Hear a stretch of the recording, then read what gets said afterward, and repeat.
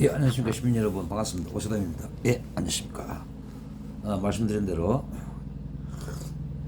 세계 3대 오페라 하우스의 세 번째까지는 확고합니다.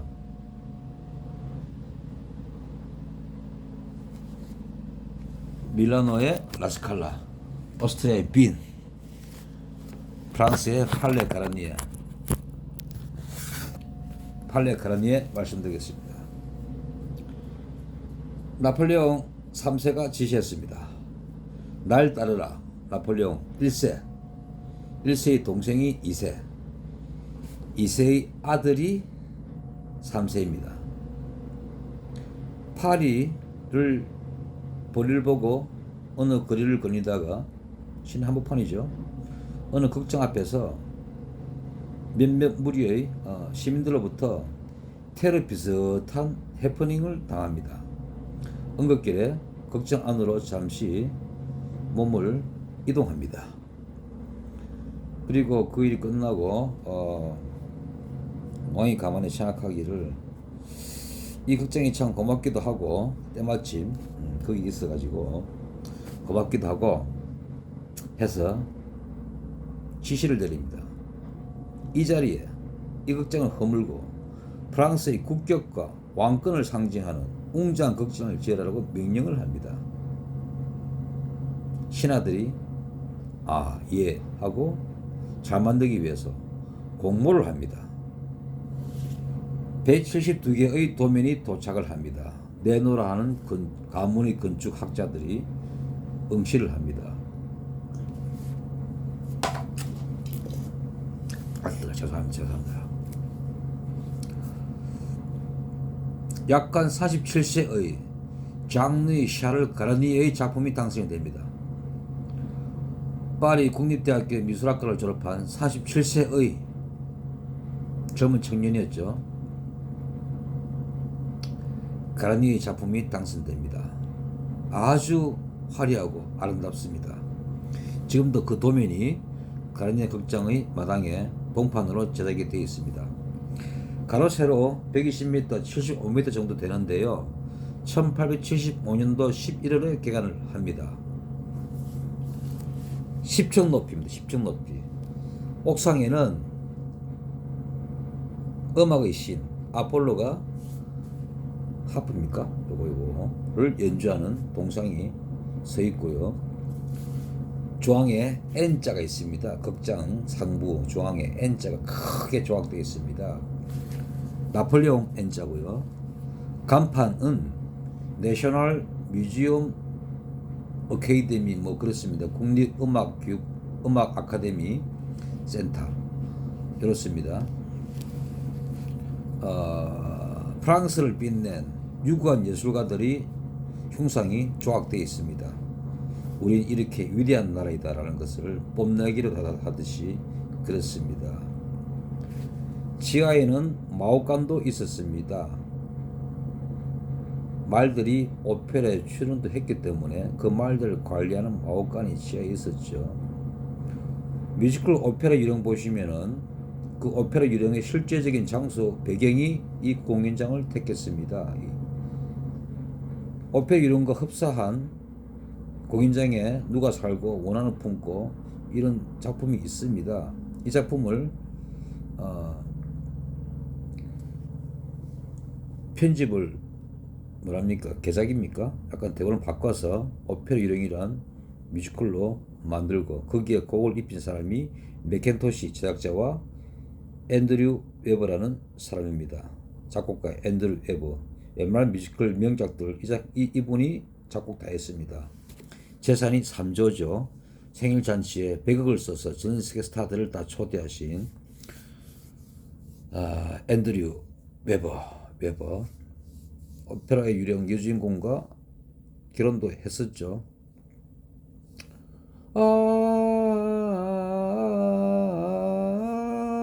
그 하는 여주인공 싱 하는 그 노래. 실제로 이 팔레 가라니에 지하에 물이 흐르고 있습니다. 공수할 때 이 물을 퍼내다가 가라니에가 중지를 명합니다. 왜? 무대 세트가 서게 되고 하중을 받게 되면 이 물이 극장에 평행을 맞추어 준다는 균형을 맞춰준다는 그런 수학적인 데이터를 산출했기 때문에 가르니에가 물을 더 이상 퍼내지 말고 물을 있는 것을 유지를 시키라는 지시를 내리죠. 그렇게도 했었고요. 25명의 조합가와 10여 명의 정상급 조합가 화가들이 참여를 했습니다. 프로시뇽 높이가 무려 17m입니다. 프로시뇽 문화관 가시면은 무대 앞에 이런 액자 틀이 있죠. 그것을 프로시뇽이라고 합니다. 프로시뇽 액자 틀. 르네상스 시대부터 시작한 공연장 형식인데요. 10m가 되어야 뮤지컬을 소화할 수가 있습니다.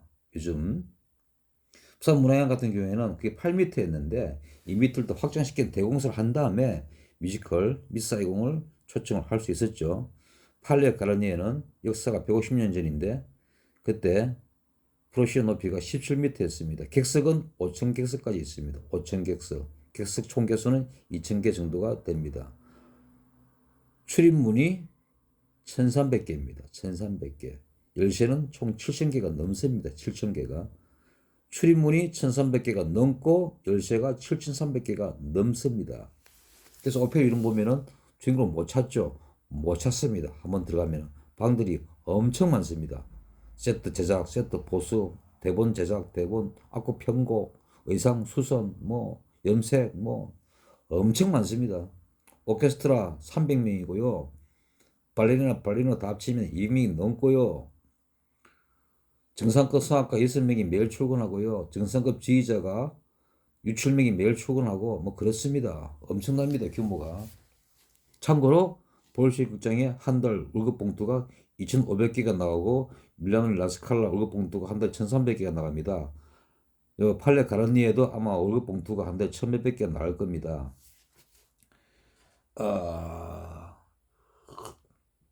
개관 공연할 때 작곡가들이 서로 내 곡을 연주해 달라고 엄청난 로비를 벌이는 틈에 어쩔 수 없이 주최 측에서 이미 돌아가신 작곡가의 곡을 개관 공연으로 선정을 해서 연주를 했었죠.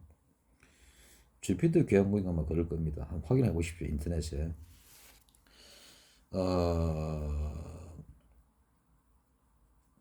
티켓 가격이 평소 가격보다 50배 정도 뛰었습니다. 요즘 돈을 치자면은 한 400만 원 정도 티켓 가격이 그랬을 겁니다. 그 당시에 개관할 때, 기념 공연에. 로비에 가시면은 의상들이 전시가 되어 있습니다. 그 의상들은 오페라에 출연한 의상이 아니고요. 오페라 공연을 보러 온 여인들이 입고 온 의상입니다. 아주 고급스럽고 우아하죠. 그것들을 전시해 놓았습니다. 관객들이 입고 온 의상을요.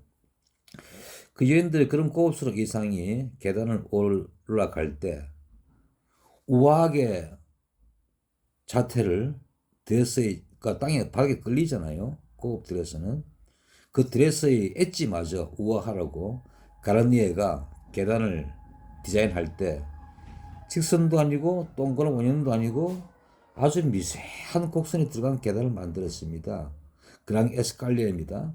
근데 그 계단의 대리석들은 프랑스 각 지방의 화합을 상징하는 차원에서 각 지방들의 대리석을 다 갖고 와가지고 첫 계단은 무슨 지방 대리석, 두 번째 계단은 무슨 지방 대리석 이렇게 만들어 놓았습니다.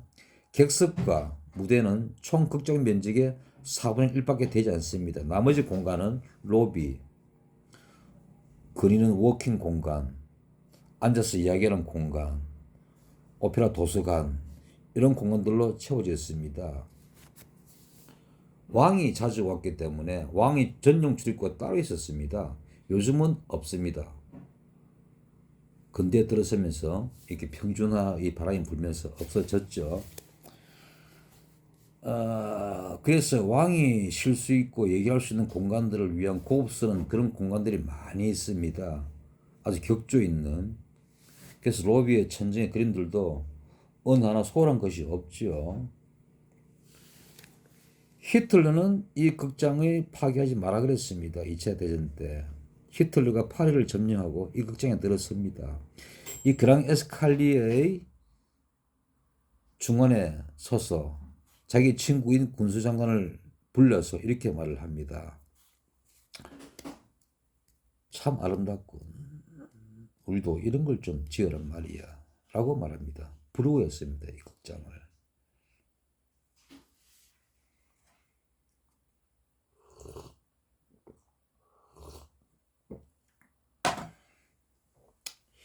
이 극장에 현대화를 위해서 힘을 쓰는 사람이 있습니다. 앙드레 말로입니다. 여러분 잘 아시는 대서사적인 극작가죠. 선이 굵습니다. 문맥이. 세계적인 대작가죠.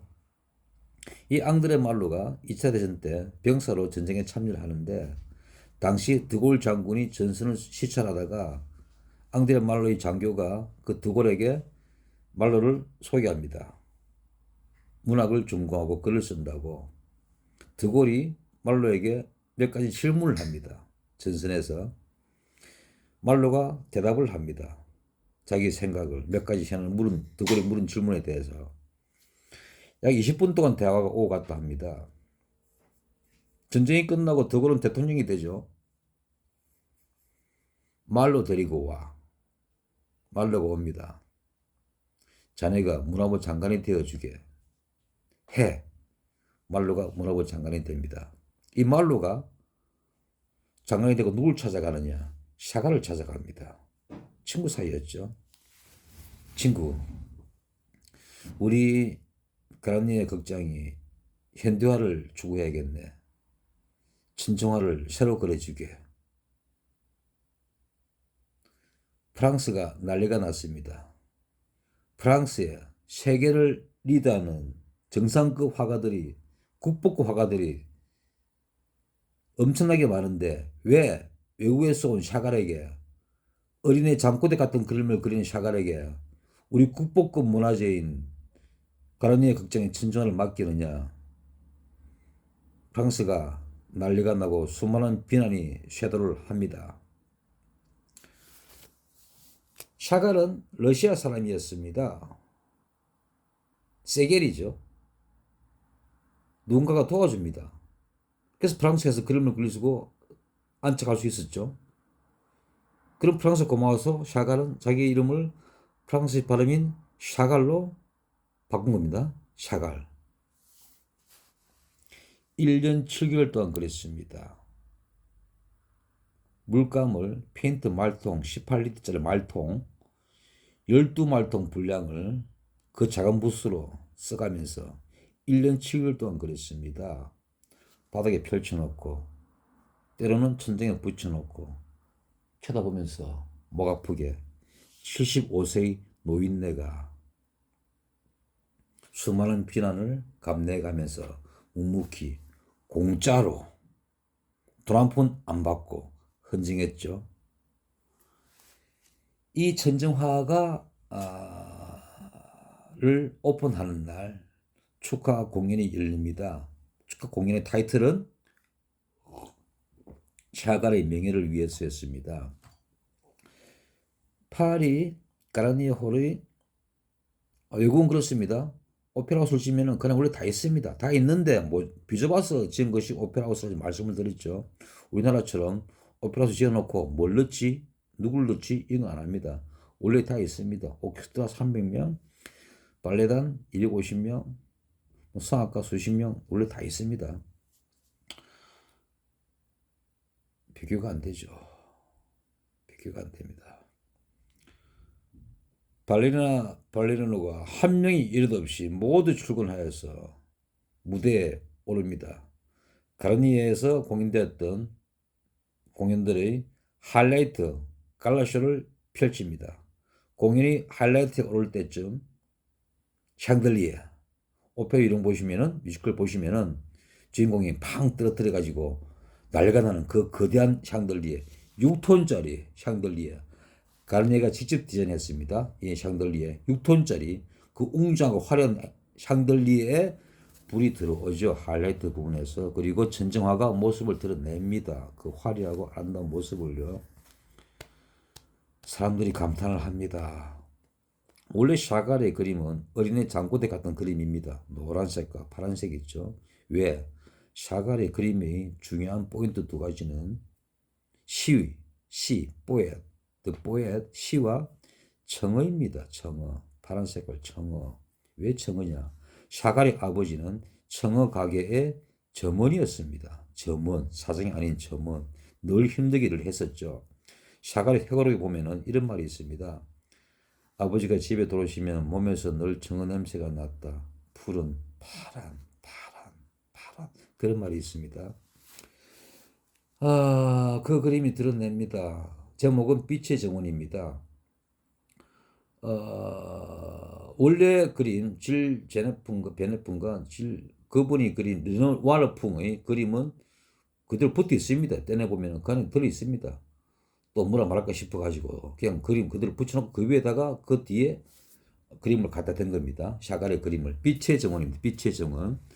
가르니에서 공연을 한 모차르트 곡, 차이코프스키 곡 이런 오페라 곡들을 연주하고 발레리노 춤추고 연기하는 그런 모습들이 주제입니다. 주제. 빛의 정원. 객석 중간중간에서 여인들이 흐느낍니다. 천장 한번 쳐다보고 한번 훌쩍거리고 한번 쳐다보고 훌쩍거리고 저 75세의 노인네가 이방인이 우리 프랑스를 위해서 저렇게 욕을 들어먹어가면서 묵묵히 그림을 그렸다. 저렇게 아름다운 그림을 75세의 할배가 드디어 샤갈이 인사말을 합니다. 이렇게 말을 합니다. 나를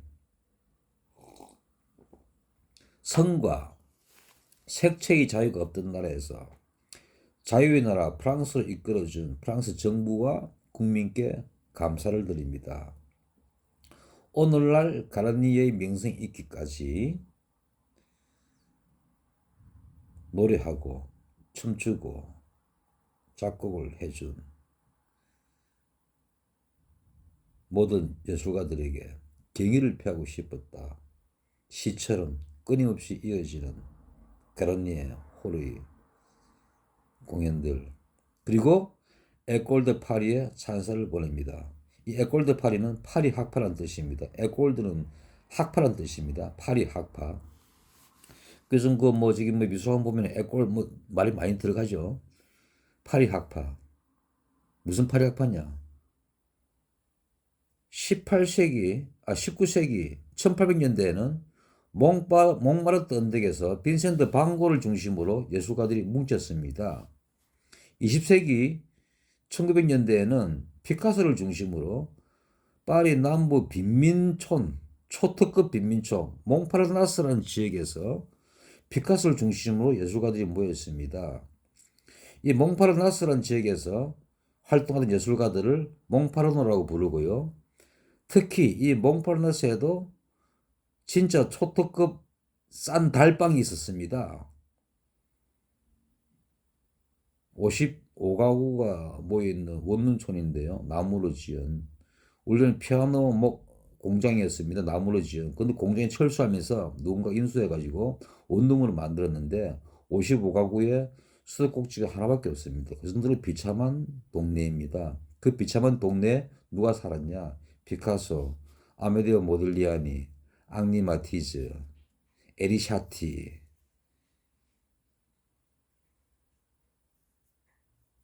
자코메티, 앙리 루소.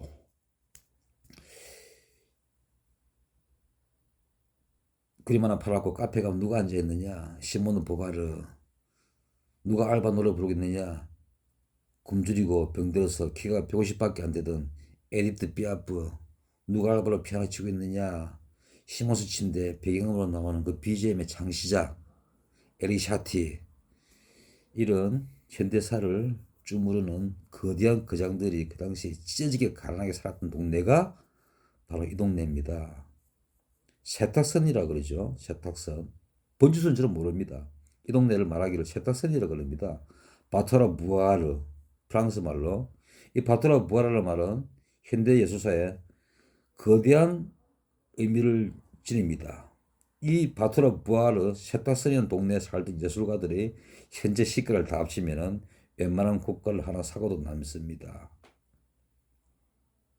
왜 세탁선이냐?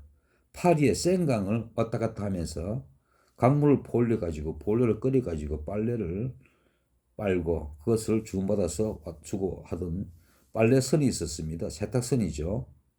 어느 날 극작가 막스 자콥 친구가 피카소에 이런 말을 합니다. 피카소, 우리 동네가 세탁선 같지 않아? 그렇네. 닮았네. 세탁선 같네. 세탁선이지. 바토라 부아르. 그때부터 이 동네는 바토라 부아르입니다. 파리 남부의 초특급 빈민촌 바토라 부아르. 바토라 부아르. 세탁선에 불리던 동네에서 활동하던 찢어지게 가난했던 예술가들이 그림 하나 팔고 밥 안 먹고 커피 사 먹고 영혼이 마를 때까지 토론하고 고뇌하고 건축가와 무용가가 만나서 이야기하고 문학가와 화가가 만나서 이야기하고 끊임없이 토론하고 연구하고 연습했던 그런 예술가들이 그 움직임을 파리 학파라고 부릅니다. 에콜 드 파리. 샤갈은 이 에콜 드 파리의 그런 추억과 우정과 아픈 거 많습니다. 모듈런 이야기 들으면 눈물 오시면 어떻습니다. 아픈 이야기들 이런 것들이 생각하면서 친정화를 그렸던 것이죠. 그래서 마지막 축사에서 이 말은 우리가 대종상 수상식에서 배우들이 누구야 누구 매니저님 고마워 하면서 눈물을 글썽이는 바로 그 시점입니다. 샤갈의 에콜 드 파리에 찬사를 보냅니다. 라는 것은 자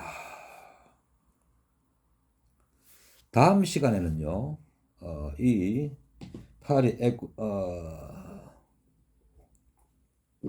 팔레 가라니에 프랑스 국립 오페라 극장에 천정화 세계인이 끊임없이 몰려드는 보러 오는 공연 안 해도 몰려드는 이 천정화를 그린 샤갈의 눈물 나는 친구들의 이야기 그 눈물 나는 친구들의 이야기가 이 샤갈로 하여금 헌정을 하게끔 그림을 1년 7개월 동안 묵묵히 그렸던 그 열정의 한 동력이 되었던 친구들의 눈물 난 이야기에 등장하는 피카소, 모딜리아니, 여자 샤갈로 불리는 마리 로랑생, 앙리 마티즈, 에리 샤티, 에이드 피아프